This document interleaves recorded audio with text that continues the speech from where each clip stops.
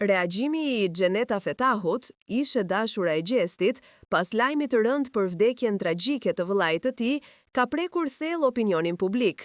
Ajo ka ndarë në rrjetet sociale 2 postime prekse, ku ka shprehur dhimbjen, ngushëllimet dhe një apel të fuqishëm për më shumë humanizëm në këto momente të vështira. Në mesazhin e saj të parë, Xheneta shprehu ngushëllimet më të sinqerta për Gjestin dhe familjen Kelmendi, duke thënë ngushëllime të sinqerta për Gjestin dhe familjen e tij, duke thënë ngushëllime të sinqerta për Gjestin dhe familjen e tij.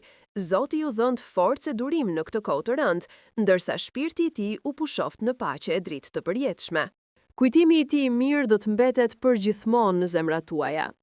Ky reagim tregon qartë se, pavarësisht ndarjes së tyre në të kaluarën, ajo ka ruajtur gjithmonë respekt dhe dëmshuri për të dhe për familjen e tij, duke i qëndruar pranë shpirtërisht në një prej momenteve më të dhimbshme të jetës së tyre.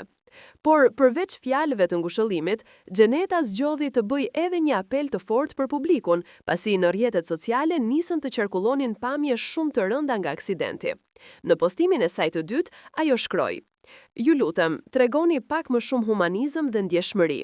Shumë e dhimbshme është për një nënë të shohë djalin e saj në ato pamje të rënda. Mos i shpërndani videot ku shihet vëllau i Gjestit i shtrirë pa jetë." Këto gjëra vetëm thellojnë plagët dhe rrisin dhimbjen e familjes. Në këto momente, më shumë se kur, ata ka nevojë për lutjet dhe mbështetjen tonë, jo për hapjen e dhimbjes. Ky apel është vlerësuar nga shumë ndjekës si një thirrje e domosdoshme për të reflektuar mbi mënyrën se si trajtohen ngjarje të tilla tragjike në publik. Shumë njerëz kanë reaguar duke e mbështetur fjalën e saj, duke thënë se shpesh shoqëria harron kufitë e humanizmit, ndërsa dhimbja e familjes së viktimave bëhet pjesë e konsumit publik. Reagimi i Xheneta Fetahut jo vetëm që përçon ngushëllime për familjen Kelmendi, por edhe një mesazh të fuqishëm për respektin ndaj dhimbjes së të tjerëve.